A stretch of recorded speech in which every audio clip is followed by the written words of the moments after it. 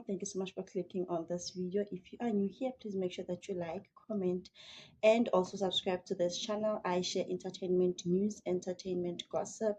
This is the channel for you. Guys, I recently came across something on TikTok. Usnem Seleku, as we know, Usnem Seleku, the famous Usnem Seleku,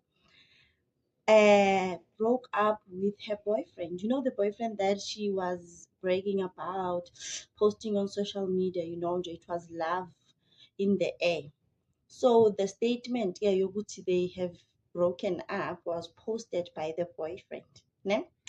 So this guy posted a statement, Uguti, it is with sad hearts to Angazi let you know that we have decided to go our separate ways in Tontonto.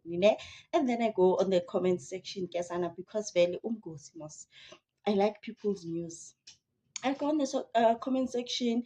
I see people saying, no, this one, he was mad because he was not featured on the reality show, Izingane's team, And then some people are also saying, Haibo, Kanjani, because Snake is pregnant and now you guys are breaking up.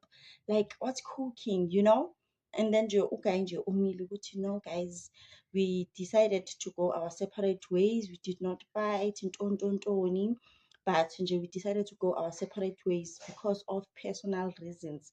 But Nami, I am suspecting the guy was using Osne just to be on this reality show, because now that the show is over, you are dumping Osne. What's wrong, my guy? What's wrong? Tell us what's wrong. Because Sana, something is beating the water.